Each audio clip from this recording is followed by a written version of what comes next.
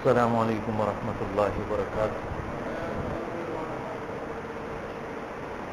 ان الحمد للہ نحمده ونستعینه ونستغفره ونعوذ باللہ من شرور انفسنا ومن سیئات اعمالنا من يهده الله فلا مضل له ومن يضلل فلا هادي له أشهد أن لا إله إلا الله وحده لا شريك له وأشهد أن محمدا عبده ورسوله أما بعد فإن أصدق الحديث كتاب الله وخير الهدي هدي محمد صلى الله عليه وسلم وشر الأمور محدثاتها وكل محدثة بدعة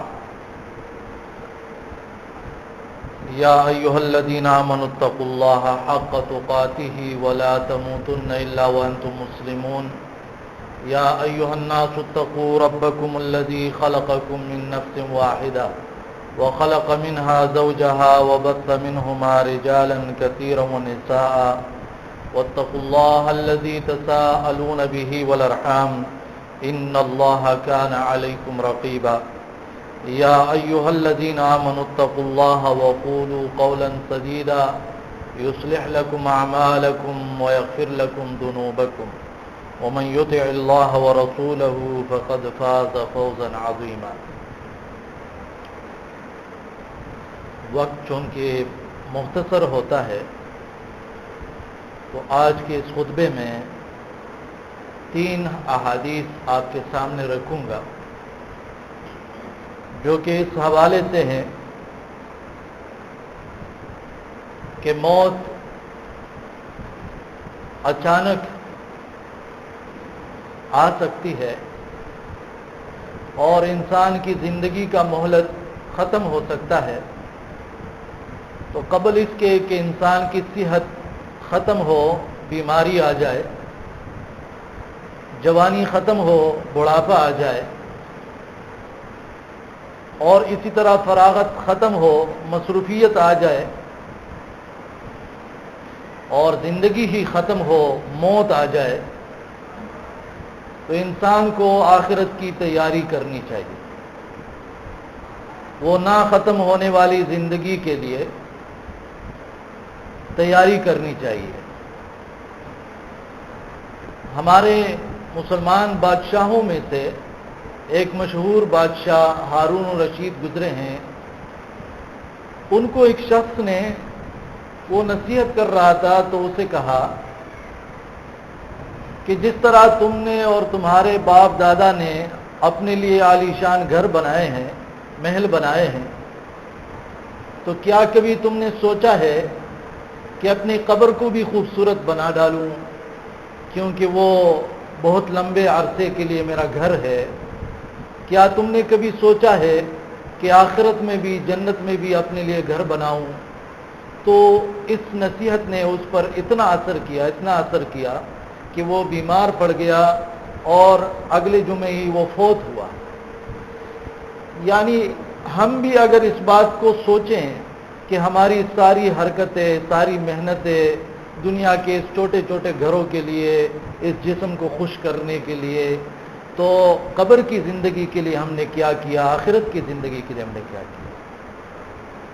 تو ہمیں کوشش شروع کرنی چاہیے۔ یہ بات یاد رکھیں، شیطان کے جالوں میں سے ایک بڑا جال جو ہے وہ تسویف ہے۔ یہ لفظ آپ یاد رکھیں، اس کا مطلب میں سمجھاتا ہوں۔ تسویف، اس کا مطلب یہ ہوتا ہے کہ شیطان بندے سے کہتا ہے کہ ابھی نہیں، بعد میں، آج نہیں، کل۔ تو یہ ایک بڑا جال ہے جس میں لوگوں کو پھنساتا ہے۔ ابھی سے آپ یہ عزم کریں اللہ کے لیے، اپنی زندگی کے لیے، اپنی آخرت بنانے کے لیے۔ تو پہلی حدیث میں سنانے جا رہا ہوں جو کہ مصنف ابن ابی شیبہ میں وہ حدیث ذکر ہے، اور امام احمد بن حنبل رحمۃ اللہ علیہ نے بھی اس کو ذکر کیا ہوا ہے کہ سلیمان علیہ السلام ایک دن چاش کے وقت ایک مجلس میں بیٹھے تھے، یہ 9-10 بجے کے ٹائم پہ، صبح کے ٹائم،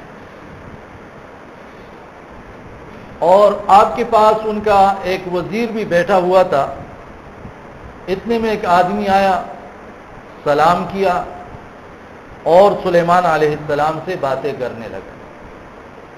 تو اس آنے والے شخص نے وزیر کی طرف بڑے غصے سے گھور کر دیکھا تو یہ وزیر جو ساتھ بیٹھا تھا یہ ڈر گیا۔ تو جب وہ آدمی چلا گیا تو وزیر کھڑا ہوا اور سلیمان علیہ السلام سے پوچھنے لگا، اے اللہ کے نبی، یہ آدمی جو ابھی گیا تھا یہ کون تھا؟ جو ابھی چلا گیا کون تھا؟ اللہ کی قسم اس کی نظر نے مجھے خوفزدہ کر دیا ہے۔ سلیمان علیہ السلام نے کہا، یہ ملک الموت تھا اور آدمی کی شکل میں میرے پاس آیا تھا۔ تو یہ سن کر وہ آدمی اور بھی ڈر گیا اور رو پڑا اور کہنے لگا، اے اللہ کے رسول، میں آپ کو اللہ کا واسطہ دیتا ہوں اور آپ سے التجا کرتا ہوں کہ ہوا کو حکم دیں کہ وہ مجھے ایک دور دراز جگہ ملک ہندوستان پہنچا دے، ہندوستان مجھے بھیج دے، میں ڈر گیا ہوں اس۔ سلیمان علیہ السلام نے حکم دیا تو ہوا نے اسے اٹھا لیا۔ جو ساتھی آپ کے قریب سونا چاہتے ہیں تو ان کو جگایا کریں۔ آدھا گھنٹے کا ٹائم ہے، 5 منٹ گزر گئے۔ مجھے بڑی فکر ہوتی ہے کہ آپ لوگ کچھ سن کے جائیں۔ اگر آپ اپنا ہی وقت خراب کریں گے تو نقصان ہوگا۔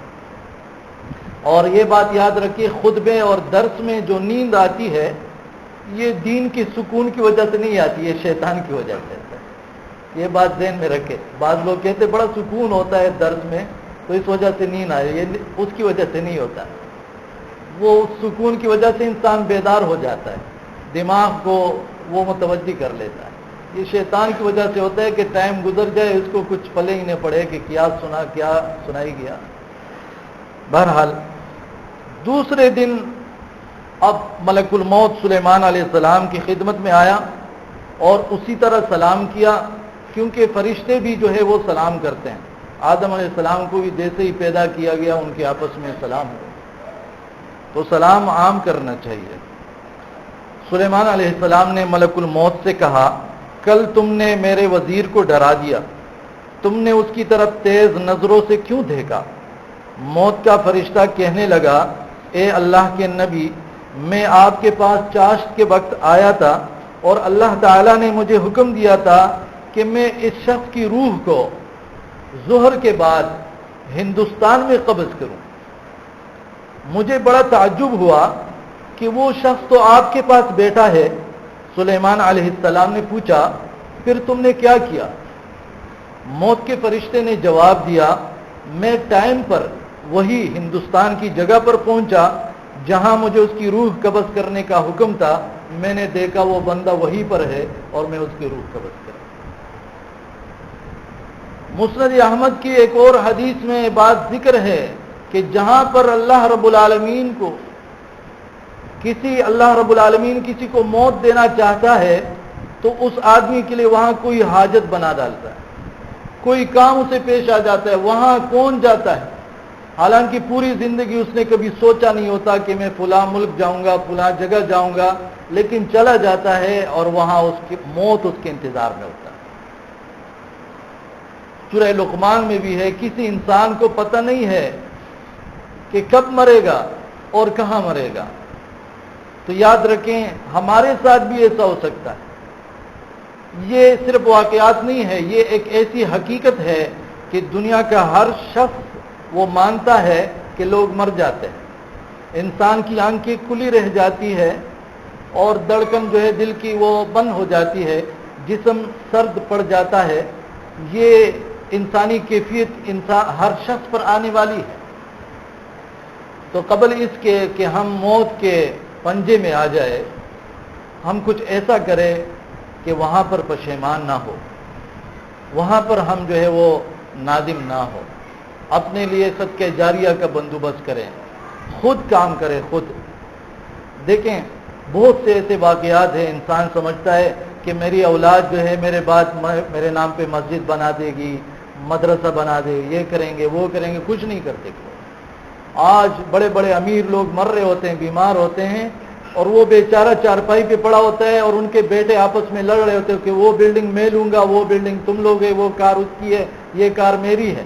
ابھی وہ مرا بھی نہیں ہے اور وہ اس انتظار میں ہے کہ جیسے یہ مر جائے تو ہمیں یہ کرنا ہے، یہ میں نے لینی ہے، یہ میں نے لینی ہے. دنیا میں ایسے جو ہے وہ پڑ گئے ہیں.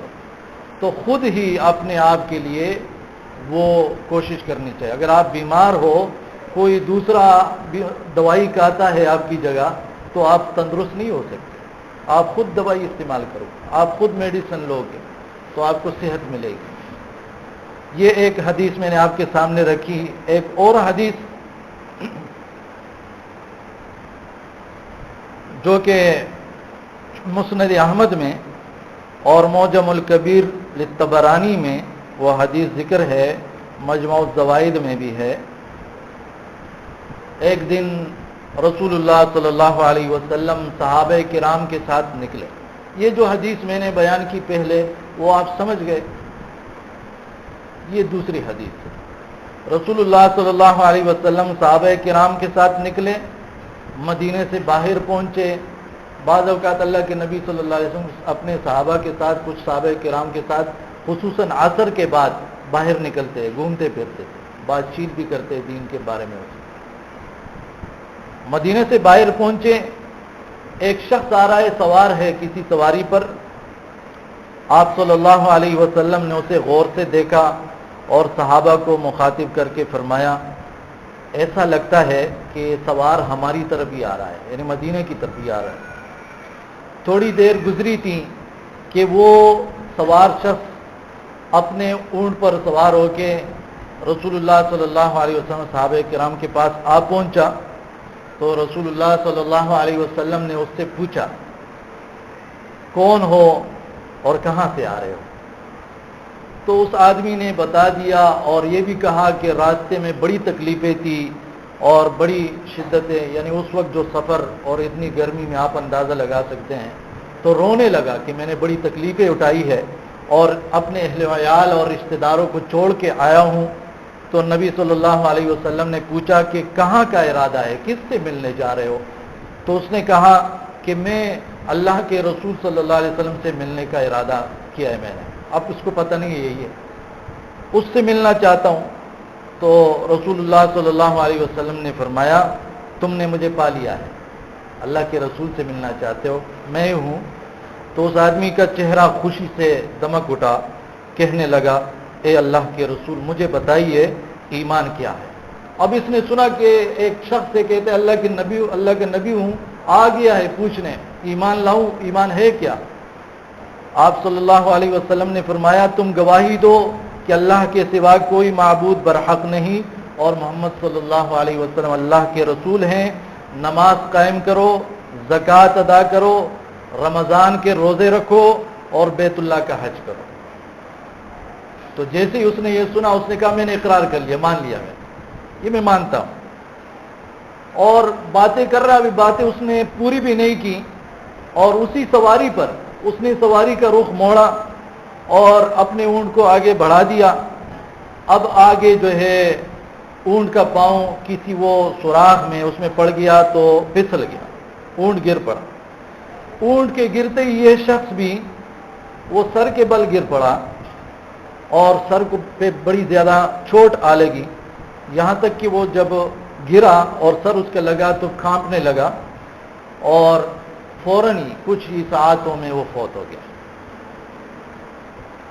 رسول اللہ صلی اللہ علیہ وسلم نے جیسے دیکھا کہ بندہ تھوڑی دور گیا ہے، گرا ہے، صحابہ کرام کو بھیجا کہ اس کو میرے پاس لے آؤ. عمار بن یاسر رضی اللہ عنہ گئے، حذیفہ رضی اللہ عنہ اس کی طرف لپ کے دوڑ کے گئے اور اس کو بٹانے کی کوشش کی. وہ اب بیٹھ نہیں سکتا ہے، اسے حرکت دی لیکن وہ ساکن ہو گیا ہے.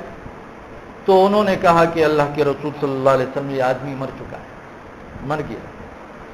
نبی صلی اللہ علیہ وسلم اس کی طرف متوجہ ہوئے، پھر کچھ دیر بعد اپنا چہرہ جو ہے اس کی طرف سے پھیر لیا، دوسری طرف دیکھنے لگے اور ان صحابہ کرام سے کہا کہ تم نے دیکھا نہیں کہ میں اس کی طرف دیکھ رہا تھا، پھر دوسری طرف میں نے چہرہ کیا تو خود ہی وضاحت کی کہ میں نے 2 فرشتوں کو دیکھا.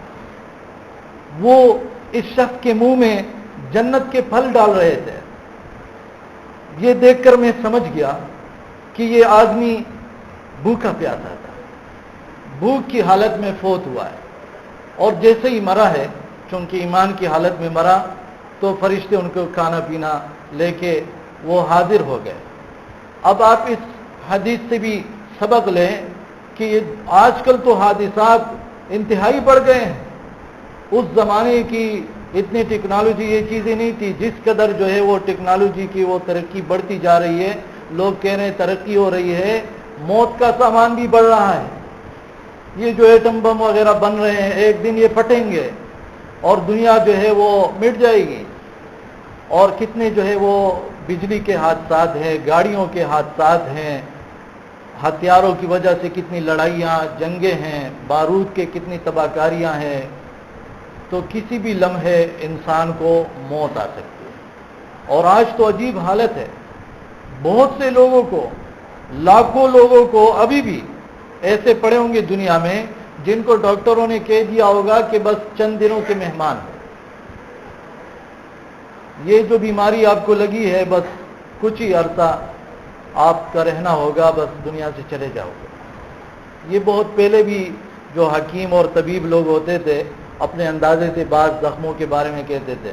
जैसे उमर रज़ी अल्लाह अन्हु, उसको वो मजूसी ने यहाँ पर मारा एक, और फिर यहाँ पर मारा और नाभ के नीचे मारा, 3 वार किए उस पर।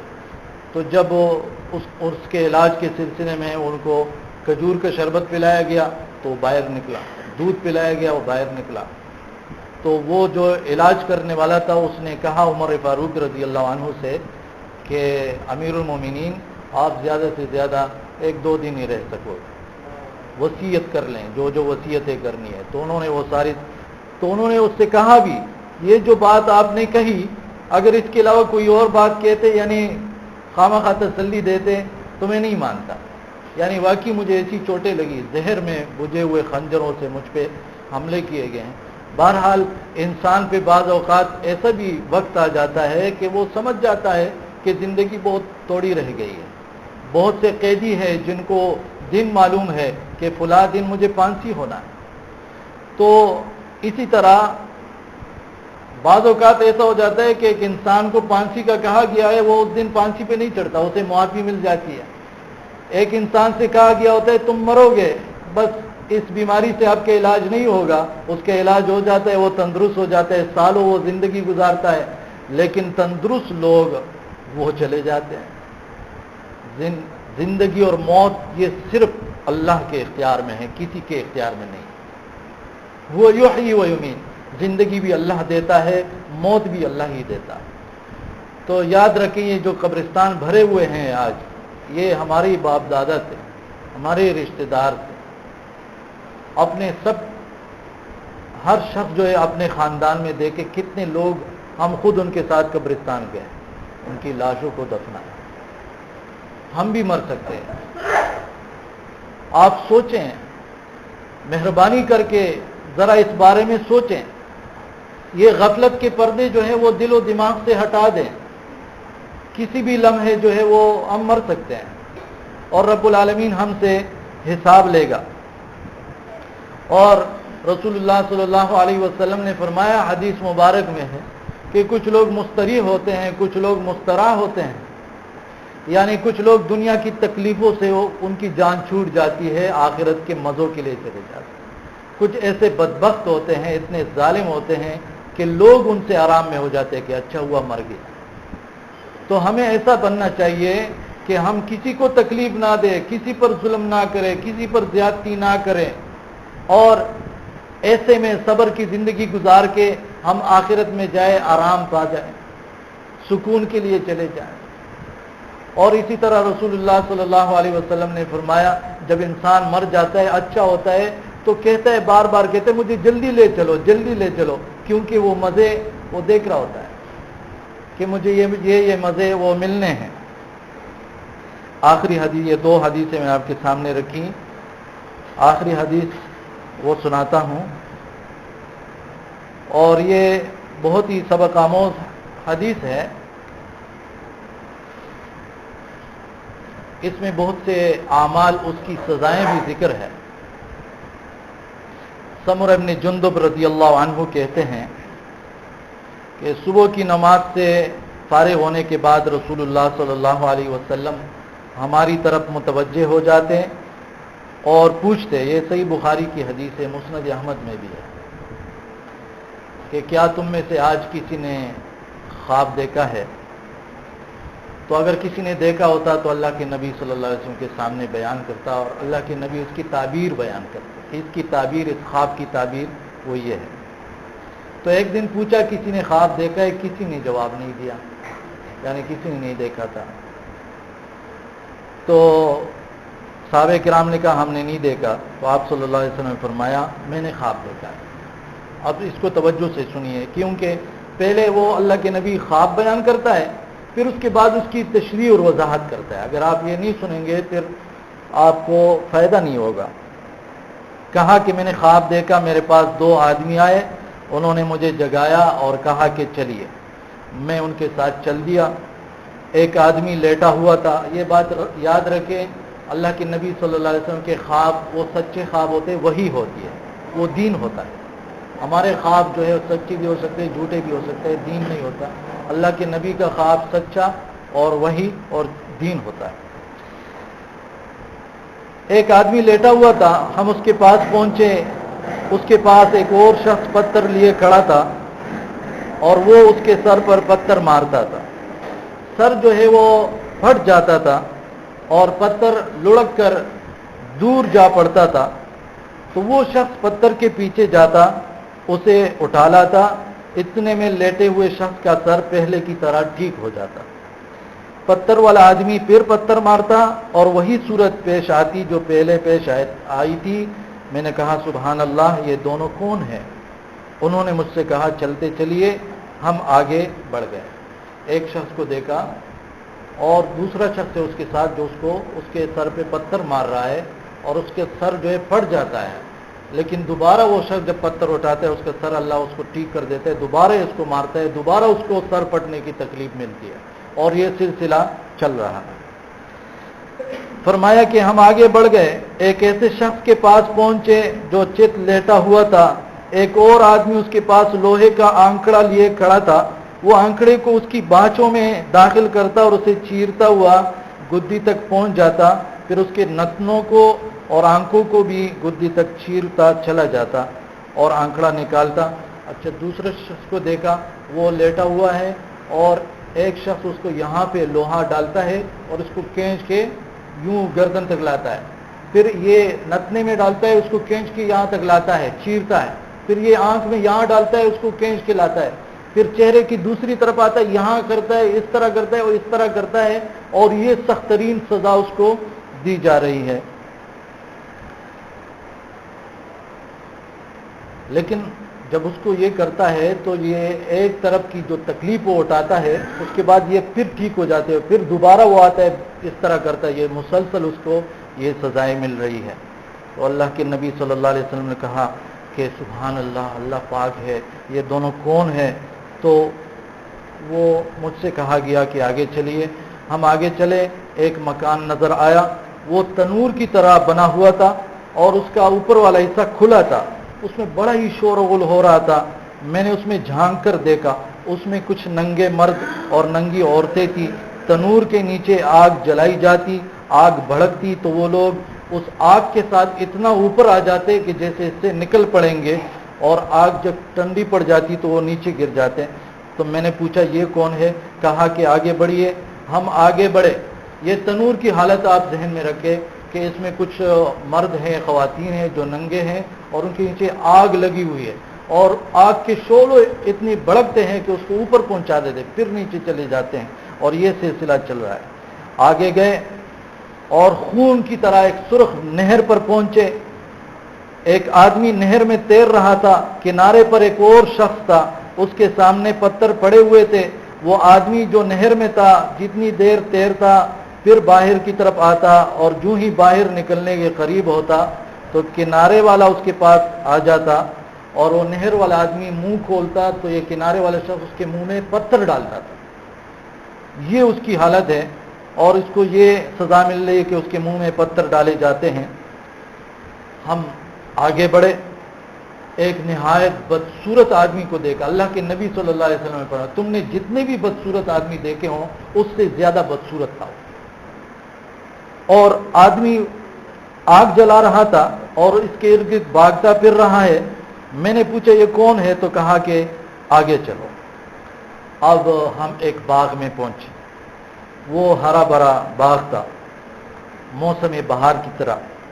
اس باغ کے بیچ میں درمیان میں ایک طویل القامت آدمی کھڑا ہے، اتنا لمبا کہ بلندی کی وجہ سے اس کا سر نظر نہیں آ رہا تھا۔ اس شخص کے ارد گرد بہت سے بچے تھے، اتنی مقدار میں اتنے خوبصورت بچے میں نے کبھی نہیں دیکھے تھے۔ یہ اللہ کے نبی صلی اللہ علیہ وسلم وضاحت کر رہے ہیں۔ میں نے ان سے پوچھا یہ آدمی کون ہے اور یہ بچے کون ہیں؟ ان دونوں نے مجھ سے کہا آگے چلیے آگے چلیے۔ ہم آگے بڑھے اور ایک بے تحاشا بڑے درخت تک جا پہنچے۔ میں نے اتنا بڑا اور اس قدر خوبصورت درخت پہلے کبھی نہیں دیکھا تھا۔ اب درخت دیکھ رہے ہیں، ان دونوں نے مجھ سے کہا کہ اس کے اوپر چڑھ جائیے، درخت کے اوپر۔ تو ہم اس پہ چڑھے۔ اب درخت کے اوپر میں نے ایک شہر کو دیکھا۔ اللہ رب العالمین نے جو چیزیں بنائی ہوئی ہے وہ حیرت انگیز۔ درخت کے اوپر چڑھتے ہیں اور میں نے ایک ایسے شہر کو دیکھا جس کی تعمیر سونے اور چاندی کی اینٹوں سے ہوئی تھی۔ ایک سونے کی اینٹ لگی ہوئی ہے، ایک چاندی کی اینٹ لگی ہوئی ہے۔ تو ہم شہر کے دروازے پر آئے، ہم نے اسے کھلوایا، وہ ہمارے لیے کھولا گیا، شہر میں داخل ہو گئے۔ تو اس میں ایسے لوگوں سے ملے جس کا آدھا حصہ خوبصورت ہے اور آدھا حصہ بدصورت ہے، یہ ایک اور حالت ہے۔ اور ہمیں کہا گیا ان لوگوں کے بارے میں جو جن کا جسم آدھا خوبصورت ہے اور آدھا بدصورت ہے، ان سے کہا گیا یہ نہر ہے، اس میں کود پڑو۔ جب انہوں نے اس میں وہ کود پڑے تو وہ پانی انتہائی سفید تھا اور وہ لوگ ان کی بدصورتی جو ہے وہ دور ہو گئے، مکمل خوبصورت ہو گئے۔ وہ جو آدھے بدصورت تھے وہ دور ہو گئے۔ تو یہ اللہ کے نبی صلی اللہ علیہ وسلم نے خواب جو دیکھا تھا، جو جو حالات دیکھے تھے وہ بیان کیے۔ پھر ان فرشتوں سے پوچھا کہ آج جو میں نے دیکھا ہے اس کی وضاحت کریں، عجیب و غریب جو منظر میں نے دیکھے ہیں یہ کیا چیزیں ہیں؟ تو انہوں نے کہا ہم بتاتے ہیں۔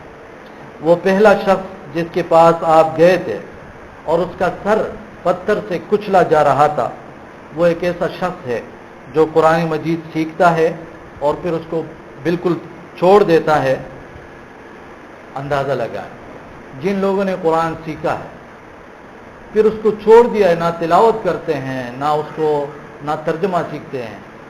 جو لوگ دروس میں علماء کے درسوں میں بیٹھتے تھے اب نہیں بیٹھتے ہیں، مکمل چھوڑ دیا انہوں نے۔ اچھا، جو لوگ وہ قرآن سیکھ کے فرض نماز وہ ادا نہیں کرتے، اللہ کے نبی صلی اللہ علیہ وسلم نے فرمایا یہ ان لوگوں کا انجام کہ اس کے سر کو کچلا جائے گا۔ دوسرا شخص جس کا جبڑا، ناک اور آنکھ اس کو چیرا جاتا تھا، تو یہ ایک ایسا شخص ہے جو صبح اپنے گھر سے نکلتا ہے اور جھوٹ گھڑتا ہے جو دنیا بھر میں پھیل جاتا ہے۔ جھوٹے شخص کو کہ ایسا جھوٹ، یہاں بھی جھوٹ، وہاں بھی جھوٹ، وہاں بھی جھوٹ، اور اس کا جھوٹ جو ہے ساری جگہوں پر پھیل جاتے ہیں۔ میڈیا پر جو لوگ جھوٹ بولتے ہیں ان کو اللہ سے ڈرنا چاہیے، ساری جگہوں پر ان کا جھوٹ جو ہے وہ پھیل جاتا ہے، تو اس عذاب سے ڈرنا چاہیے۔ عام لوگوں کو بھی جھوٹ سے وہ ڈرنا چاہیے۔ اسی طرح وہ ننگے مرد اور عورتیں جو تنور جیسی عمارت میں تھے، وہ بدکار مرد اور زانی مرد اور عورتیں، ان کو آگ سے وہ جلایا جا رہا ہے تنور میں۔ اور وہ آدمی جو نہر میں تیر رہا تھا اور اس کے منہ میں پتھر ڈالے جاتے تھے، یہ سود خور ہے جو خون کے نہر میں اور تیر رہا ہے اور اس کے منہ کے اندر پتھر ڈالے جا رہے ہیں، یہ سود خور شخص ہے۔ اور وہ شخص جو بہت بدصورت تھا، آگ بھڑکا رہا تھا اور اس کے ارد گرد آگ کے ارد گرد چل رہا تھا، یہ جہنم کا داروغہ ہے جس کا نام مالک ہے۔ اور وہ طویل القامت آدمی جس کے بہت سے بچے تھے، یہ ابراہیم علیہ السلام جو باغ میں تھے۔ تو صحابہ نے کہا کہ یہ جو مسلمان بچے فوت ہوئے تھے ان کے پاس تھے، تو کیا جو مشرکین کو کافروں کے بچے فوت ہو جاتے ہیں وہ بھی ان کے پاس ہوں گے؟ کہا ہاں وہ بھی ان کے پاس ہوں گے، یہ ابراہیم علیہ السلام کے پاس ہوتے ہیں یہ بچے سارے۔ اور جن لوگوں کا آدھا جسم خوبصورت اور آدھا بدصورت تھا تو یہ وہ لوگ ہیں جو اچھے عمل بھی کرتے ہیں برے عمل بھی کرتے ہیں، لیکن اللہ رب العالمین آخر میں ان کو معاف کر دیتا ہے، ان کا سارا جسم جو ہے وہ خوبصورت بنا دیتا ہے ان کے عقیدے کی وجہ سے، توحید کی وجہ سے۔ پھر جو ہے اللہ کے نبی صلی اللہ علیہ وسلم نے فرمایا کہ ان دو افراد نے مجھے کہا، ایک نے کہا کہ میں جبریل علیہ السلام ہوں اور دوسرے نے کہا کہ میں میکائیل علیہ السلام ہوں۔ اتنے میں مجھ سے کہا کہ اوپر دیکھیے، سر اٹھائیے اوپر دیکھیے، تو میں نے ایک بادل کی طرح، سفید بادل کی طرح دیکھا۔ انہوں نے مجھ سے کہا کہ وہ آپ کا گھر ہے، تو میں نے کہا چلو میں اپنے گھر میں داخل ہوتا ہوں۔ تو میری بات سن کر ان دونوں نے مجھ سے کہا ابھی آپ کے کچھ اعمال باقی ہے جو آپ نے مکمل نہیں کیے ہیں، جب آپ انہیں مکمل کر لیں گے تو اپنے گھر میں داخل ہو جائیں گے، ابھی زندگی ہے۔ یہ بخاری کی، صحیح بخاری کی حدیث ہے۔ تو یاد رکھیں، اللہ کی، میں جھوٹ بول سکتا ہوں، آپ جھوٹ بول سکتے ہیں، اللہ کے نبی صلی اللہ علیہ وسلم جھوٹ نہیں بول سکتے۔ جو کچھ اللہ کے نبی صلی اللہ علیہ وسلم نے اس حدیث میں بیان کیا ہے اور جن جن اعمال کی سزائیں ذکر کی ہے، یہ سزائیں ان لوگوں کو ملے گی اگر اللہ معاف نہ کرے۔ اگر یہ لوگ اللہ کے سامنے توبہ نہ کرے، استغفار نہ کرے، تو یہ بڑی بڑی سزائیں سامنے درپیش ہے۔ اللہ رب العالمین ہمیں معاف فرما دے۔ ابھی موقع ہے، ہم دل ہی دل میں اللہ سے معافی مانگے، ہمارے جتنے گناہ چھوٹے ہیں بڑے ہیں اللہ معاف فرما دے۔ انسان ہیں، ہم خطا کار ہیں، گناہ ہم سے ہوتے ہیں۔ اللہ رب العالمین اپنے خصوصی فضل سے، رحم و کرم سے ہمیں معاف فرما دے، ہم پر رحمت وہ متوجہ فرمائے۔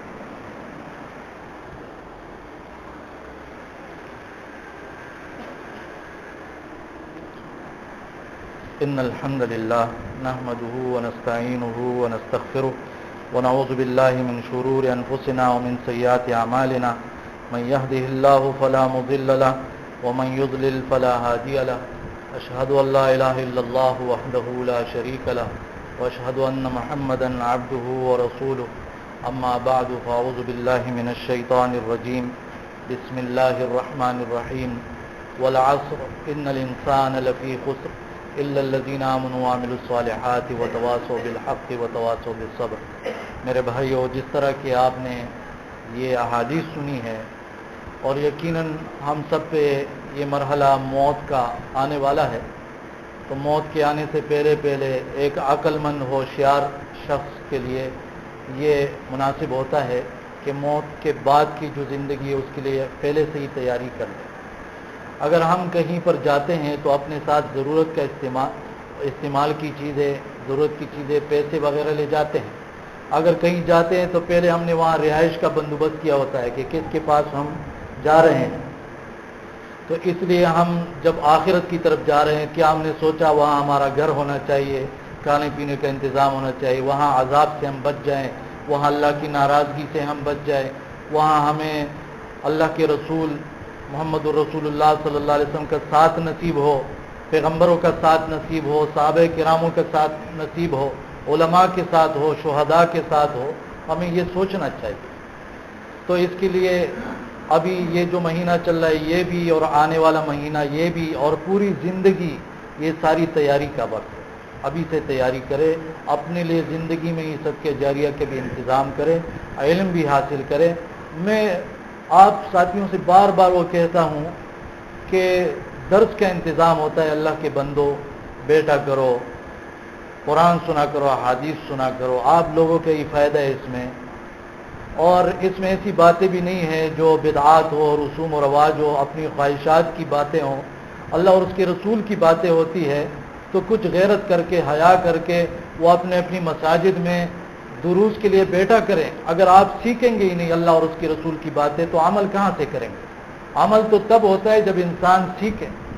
اسی طرح یہاں اس مسجد میں بھی الحمدللہ روزانہ درس ہوتا ہے، آپ کوشش کریں شریک ہوں، اور اپنے بچے بھی ان کو بھی داخلہ دلوائیں، ان کے لیے بھی الحمدللہ قاریوں کا انتظام ہوا ہے، اور سبق جو ہے پڑھائی یہاں پر ہو رہی ہے، اور مہینے میں مختلف علماء کرام بھی آتے ہیں تو اس میں بھی شرکت کیا کریں۔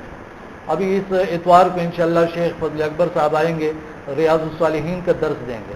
یہ آپ بھائیوں کے لیے ہم نے شروع کیا ہے، مشکات کا درس، ریاض الصالحین کا، ترمذی کا، بڑی بڑی احادیث کی کتابیں ہیں۔ آپ لوگوں کو خوش ہونا چاہیے اس معاملے میں۔ इस मामले में आप लोगों को आगे बढ़ना चाहिए। ये मस्जिद आप सब की है, ये मस्जिद सिर्फ मेरी नहीं है, सादिक बाबा की नहीं है, किसी और की नहीं है, ये आप सब की मस्जिद है, हर मुसलमान की मस्जिद है। तो ये दीन का काम जो है आप सब अपना काम समझे, इस काम में एक दूसरे के साथ ताउन करे, एक दूसरे से मोहब्बत करे, एक दूसरे पर अच्छा गुमान करे, एक दूसरे का सपोर्ट करे, एक दूसरे का हेल्प करे। तो मैं उम्मीद रखता हूँ कि इंशाअल्लाह आप दुरूस के सिलसिले में वो शरीक होंगे। और इसी तरह पहला जुम्मा है, जिस तरह आप भाइयों को मालूम है मस्जिद के अखराजात आप भाइयों के ताउन से वो सारे चल रहे होते हैं, तो मैं आप भाइयों से वो दरख्वास्त करता हूँ